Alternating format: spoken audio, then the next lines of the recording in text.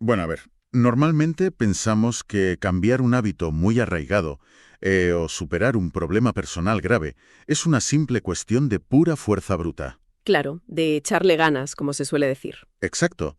Nos imaginamos una especie de interruptor interno.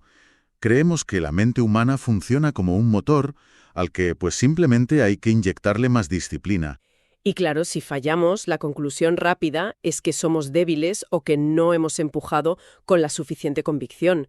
Es una visión muy extendida, esa ilusión de control absoluto. Sí, sí. Asumimos que la fuerza de voluntad es un recurso inagotable y que la represión constante es el único camino hacia el éxito. Da igual si es para dejar de fumar, empezar a hacer ejercicio o romper un patrón de pensamiento negativo. Pero claro, cuando nos adentramos en la verdadera mecánica de la psique humana, resulta que ese interruptor de fuerza bruta no existe, o al menos no funciona como creemos. Desde luego que no. Y por eso, hoy vamos a hacer una inmersión a fondo en un documento que, la verdad, desmonta toda esta mitología. Tenemos sobre la mesa fragmentos de una guía de ayuda para el juego patológico. Ajá. Es un manual clínico y súper riguroso creado por la Asociación Española APEAP. Y nuestra misión hoy no es únicamente entender la ludopatía en sí, sino extraer de este texto clínico unas herramientas que son universales, herramientas sobre cómo funciona la mente de cualquier ser humano. Y fíjate, ese es el valor real de analizar este material hoy. Estamos hablando de un protocolo que está diseñado para enfrentarse a una de las adicciones más destructivas y complejas que existen. Totalmente. Sin embargo, al observar cómo la clínica moderna trata un caso tan extremo, lo que aflora es un manual de instrucciones sobre cómo nuestros pensamientos más sutiles dictan nuestras acciones cotidianas. Nos ofrece una arquitectura clarísima para reescribir nuestro propio diálogo interno. Eso es. Cualquiera que busque romper un mal hábito o dejar de autosabotearse o simplemente entender por qué toma decisiones impulsivas bajo presión, pues va a encontrar aquí oro puro. Sin duda. Para arrancar, el manual lanza un jarro de agua fría y plantea una premisa que, choca frontalmente con esa cultura del esfuerzo desmedido que mencionábamos al principio. El texto dice algo radical. Dice, no es controlar, es aceptar. No es fuerza de voluntad, es aprender. Es un cambio de paradigma total. Absolutamente. Y pasa directamente al paso 2 del manual, que se centra en esto. Y el protocolo clínico arranca exigiendo una lista de aceptaciones incondicionales. O sea, la persona tiene que aceptar que su forma de pensar ha sido errónea. Que ya es difícil. Muy difícil. Aceptar las mentiras que ha fabricado para justificarse, aceptar el daño producido y, de forma muy categórica, aceptar la realidad de su problema. Y para fundamentar esto, la guía cita al psiquiatra David Biscott. Ah, sí, una cita buenísima. Sí, él afirmaba que aceptar nuestra vulnerabilidad, en lugar de tratar de ocultarla, es la mejor manera de adaptarse a la realidad. Para visualizar esto, a mí siempre me viene a la cabeza una analogía física que me parece muy gráfica. Pensemos en esa fuerza de voluntad tradicional como si fuera el acto de intentar mantener una gran pelota de playa hundida bajo el agua, en una piscina. Uf, eso agota muchísimo. Claro, exige una tensión constante. Hay que luchar ininterrumpidamente contra la física, contra la flotabilidad. Y eventualmente los músculos se agotan, los brazos tiemblan. Y la pelota sale disparada hacia arriba. Eso es, sale disparada, y a menudo golpeándote en la cara con más fuerza. La aceptación, por el contrario, sería simplemente soltar la pelota. Dejarla estar. Exacto. Dejar que flote en la superficie, observar que está ahí y decidir nadar tranquilamente hacia otra parte de la piscina. Esa imagen de la pelota ilustra perfectamente lo que ocurre a nivel neurológico. Porque intentar controlar un impulso desde la represión pura lo que hace es mantener al cerebro en un estado de fricción y conflicto permanente. Claro. Requiere una enorme cantidad de lo que llamamos carga cognitiva. Toda la energía mental se gasta en esa lucha agotadora de empujar la pelota hacia abajo. Sin embargo, al aplicar la aceptación y reconocer esa vulnerabilidad, pues se elimina esa fricción. Ya. Ya no hay lucha contra la existencia del deseo, sino reconocimiento del mismo. Y esto tiene una aplicación práctica súper inmediata porque la guía menciona que la persona necesita, y cito textualmente, ordenar su vida. Si toda tu energía se va en reprimir el síntoma, pues no te queda combustible para reconstruir los cimientos, ¿verdad? Efectivamente. Es como decir, bueno, dejo de luchar contra el fantasma del salón para poder construir una casa nueva entera. Precisamente. La represión te deja anclado en el problema, pero la aceptación te sitúa en el punto de partida real para la solución. Es una rendición táctica. No es rendirse ante la adicción.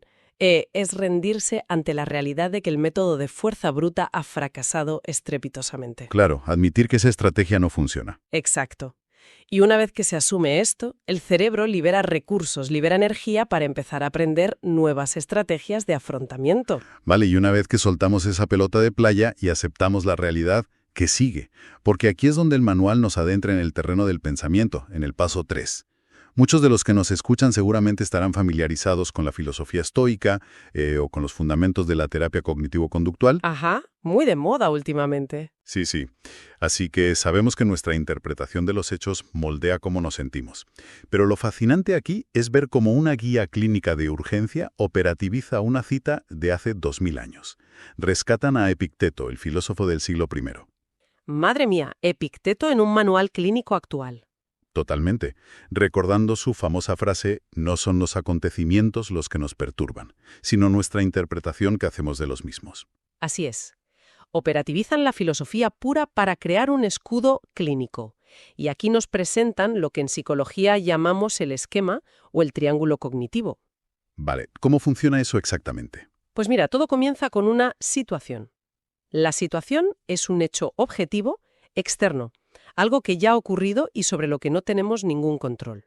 Vale, luego pasamos al pensamiento, que es la narrativa interna que nosotros construimos sobre ese hecho.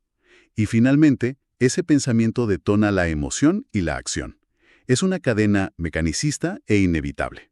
Para ilustrar esta cadena, fíjate, la guía nos plantea un escenario muy terrenal. Imaginemos una misma empresa que por recortes pues despide a 3 trabajadores. ¿Vale? Y estos 3 trabajadores tienen exactamente la misma edad, el mismo estatus y la misma situación familiar. El hecho objetivo, la situación, es idéntica para los 3. Es una situación traumática, sin duda, pero el resultado en cada uno de ellos es completamente diferente. Claro, por cómo lo interpretan. Exacto. El primer trabajador, ante el despido, genera un pensamiento catastrófico. Piensa, sin esta empresa no soy nada, soy un inútil, nunca encontraré otra cosa igual. Y claro, al generar ese pensamiento de ruina absoluta, la emoción que le sigue es una tristeza paralizante. Una tristeza que desemboca en depresión. Y su acción será probablemente aislarse. Y no salir a buscar empleo. Eso es. No salir a buscar empleo, lo cual al final confirmará su pensamiento inicial. Es la clásica profecía autocumplida. Ya, es un bucle. Luego tenemos al segundo trabajador. Su reacción ante el mismo despido no es la tristeza, sino una ira volcánica. Su interpretación es, esto es una injusticia imperdonable. Me han traicionado, merecen lo peor. Buf. Y la guía señala que este individuo acabará consumido por la agresividad, generando conflictos a su alrededor y muy probablemente somatizando ese estrés continuo. Hasta desarrollar un problema físico como una úlcera o algo así, ¿no? Totalmente. El cuerpo absorbe esa ira. Y finalmente tenemos al tercer trabajador. Y fíjate, este caso es vital para entender la propuesta del manual, porque no estamos hablando de una positividad tóxica o de un optimismo ingenuo en plan todo es maravilloso. Claro, no es sonreír mientras todo arde. Exacto. Este tercer individuo siente tristeza, siente decepción y preocupación. O sea, esas emociones son respuestas adaptativas y completamente naturales ante la pérdida de un empleo. Sin embargo, su diálogo interno es pragmático. Él piensa, a ver, esta situación es mala y no me gusta en absoluto, pero no es el fin del mundo. Tengo capacidades y aprovecharé el tiempo para buscar alternativas. Wow. Y esta interpretación modula la emoción. Evita que esa tristeza se convierta en desesperación y fomenta una acción proactiva. Pensamiento y emoción con frialdad. Tengo una duda. ¿Significa esto que, a nivel puramente técnico, ninguna situación externa tiene realmente el poder de destruirnos emocionalmente por sí sola? Porque suena casi a un superpoder inalcanzable. Bueno, ahí requiere un matiz importante. A ver, las situaciones externas extremas causan dolor agudo, eso es innegable y es puramente biológico. El dolor es inevitable frente a una pérdida severa. Claro, no somos robots. Exacto. Pero lo que la clínica diferencia muy bien es el dolor del sufrimiento prolongado y de la reacción destructiva. El sufrimiento es lo que añadimos nosotros a través de la rumiación. Dándole vueltas a la cabeza constantemente. Eso es. El objetivo de la terapia no es construir una coraza de insensibilidad frente al mundo, porque el mundo externo seguirá siendo impredecible. El objetivo real es auditar esos pensamientos irracionales, aprendidos, automatizados, que actúan como gasolina para el fuego. Entendido. En los dos primeros trabajadores, la catástrofe y la ira desmedida son estrategias desadaptativas. Lo que busca la guía es entrenar al cerebro para que ajuste la emoción a la magnitud real de la situación, sin distorsionarla a través de traumas pasados o de miedos futuros. Entiendo perfectamente la teoría. Auditar los pensamientos, separar el dolor objetivo del sufrimiento subjetivo. Pero vamos a bajar un poco al barro. Venga. Cuando alguien está en medio de una crisis severa, cuando el impulso de volver a caer en un hábito destructivo le está literalmente gritando en la cabeza, pues nadie se pone a reflexionar calmadamente sobre filosofía estoica. Ya, desde luego que no. El cerebro no está para filosofía en ese momento. Claro, afortunadamente, la guía no se queda en la teoría y propone una herramienta táctica, de guerrilla pura, encabezada por una cita de Emerson que dice: «El pensamiento es la semilla de la acción». Exactamente.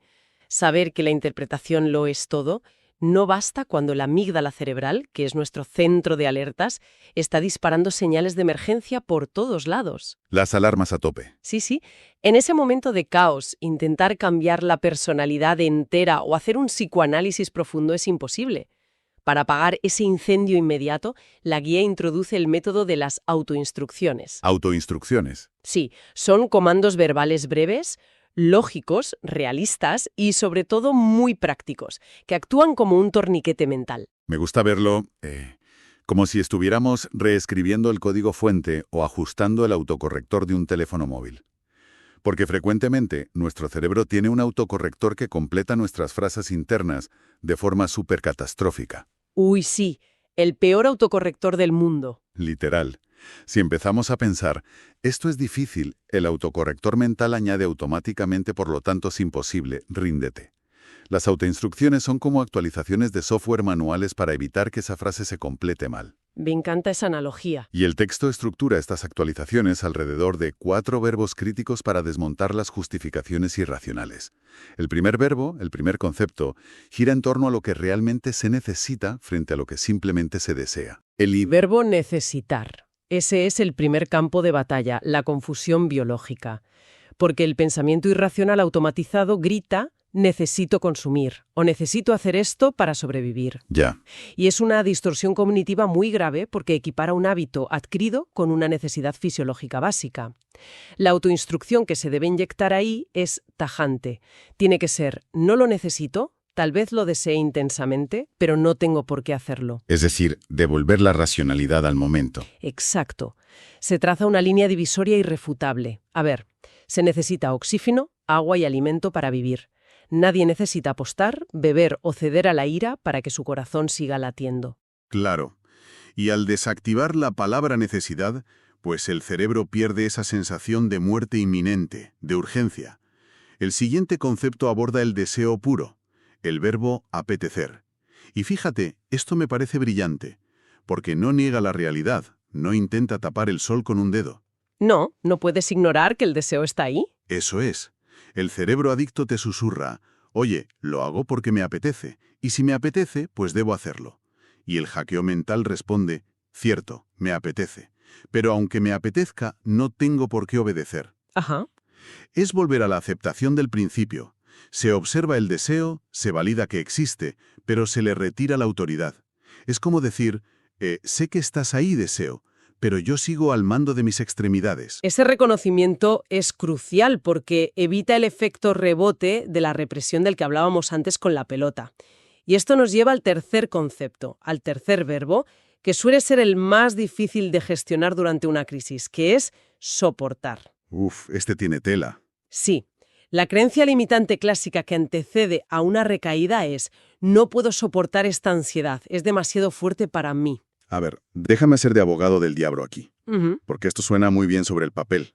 Pero cuando alguien está sufriendo un ataque de ansiedad o un síndrome de abstinencia, su biología le está diciendo literalmente que se está muriendo. Sí, los síntomas son muy reales. Hay taquicardia, sudoración, falta de aire. Entonces, ¿cómo puede una simple frase lógica como «puedo soportarlo» anular una respuesta de lucha o huida tan primaria, tan animal? Es una excelente pregunta y toca el núcleo de la neurociencia detrás de esta terapia. A ver, cuando el cerebro entra en pánico, la amígdala toma el control absoluto y secuestra las funciones superiores. Nos volvemos puro instinto. Exacto. El cuerpo reacciona como si hubiera un león en la habitación. Decirse «no puedo soportarlo» actúa como confirmación para la amígdala de que, en efecto, el león nos está comiendo. Y eso, lógicamente, aumenta la taquicardia y el pánico. Le echas más leña al fuego. Eso es.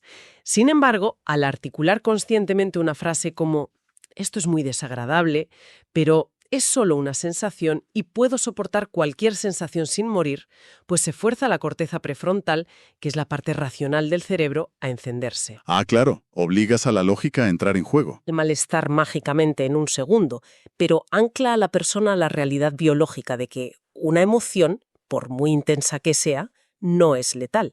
Desmontar esa falsa fragilidad es el primer paso biológico para recuperar el control. ¡Qué barbaridad! ¡Qué fascinante!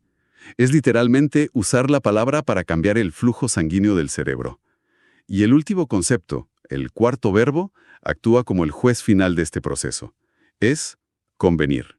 Convenir, sí. Es el eterno choque frontal entre el placer a corto plazo y el bienestar a largo plazo.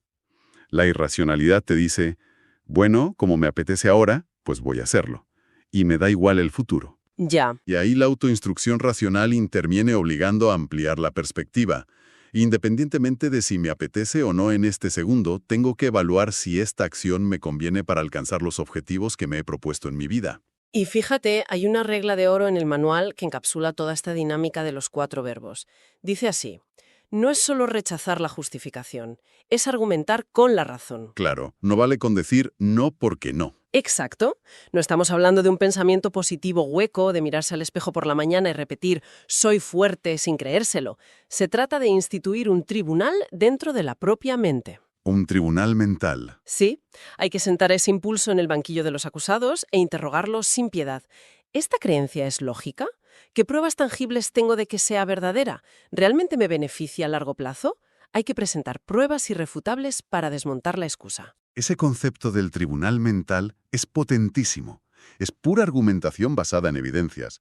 Pero claro, a ver, aquí es donde debemos ser completamente honestos con la realidad clínica y la humana. A ver. Si estas herramientas lógicas son tan redondas, si podemos instalar este nuevo código fuente y razonar con nuestra corteza prefrontal, ¿por qué la gente sigue recayendo? Esa es la gran pregunta. ¿Por qué, a pesar de tener el tribunal montado en la cabeza, volvemos a tropezar con la misma piedra sistemáticamente?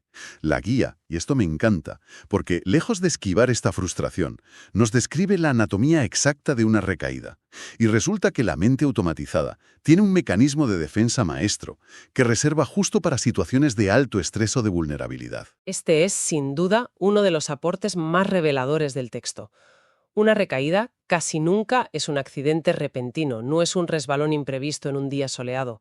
El proceso previo, siempre, sin excepción, está pavimentado por una serie de pequeñas mentiras internas. Las famosas excusas. Eso es. El texto enumera esas justificaciones clásicas que todos hemos usado en algún contexto. Cosas como «de perdidos al río» Típica. o «por una vez no va a pasar nada», «total, nadie me está viendo», o la más peligrosa de todas, «esta es de verdad la última vez». Madre mía, la de veces que habremos dicho eso. Todo este andamiaje de autoengaño forma parte de lo que en psicología clínica se conoce como el EVA, el efecto de violación de la abstinencia. El efecto de violación de la abstinencia. Suena sumamente técnico, pero la dinámica que describe es aterradoramente cotidiana. La guía desmenuza este efecto de justificación en 3 fases fatales. La primera fase es el exceso de confianza, lo que llaman una autoeficacia positiva distorsionada. Ajá. La persona, pues después de un tiempo haciéndolo bien, se relaja y piensa, bueno, lo tengo bajo control. Llevo meses sin fallar, soy más fuerte ahora, y por probar solo un poco, pues para relajarme tras un día duro, no va a pasar absolutamente nada. Exacto. Se minimiza el riesgo asumiendo una falsa sensación de maestría, ignorando la naturaleza estructural del problema que tienen. Ese exceso de confianza es la trampa que permite el primer contacto con el hábito destructivo. El primer desliz. Eso es. Y una vez que se produce ese mínimo desliz, la trampa se cierra de golpe y entramos en la segunda fase del EVA, que está dominada por la culpa. Y aquí, a ver, espera un momento. Esto rompe mis esquemas por completo. ¿Por qué? Porque siempre hemos entendido la culpa como una especie de brújula moral, un freno de mano ético que nos hace sentir más precisamente para evitar que sigamos haciendo cosas perjudiciales. Ya, claro. Si te sientes culpable, paras. Entonces, ¿cómo es posible que el manual afirme que la culpa empuja a la persona a seguir destruyéndose aún más? Suena, no sé, completamente contradictorio. Parece un contrasentido, la verdad, pero si observamos el panorama general de la neurobiología de las adicciones, tiene una lógica aplastante. En este contexto, la culpa no actúa como un freno, sino como un acelerador y un amplificador. Ostras. Sí. El dolor psicológico de esa culpa, el peso insoportable de sentir que se ha tirado por la borda todo el esfuerzo acumulado, genera una angustia muy profunda.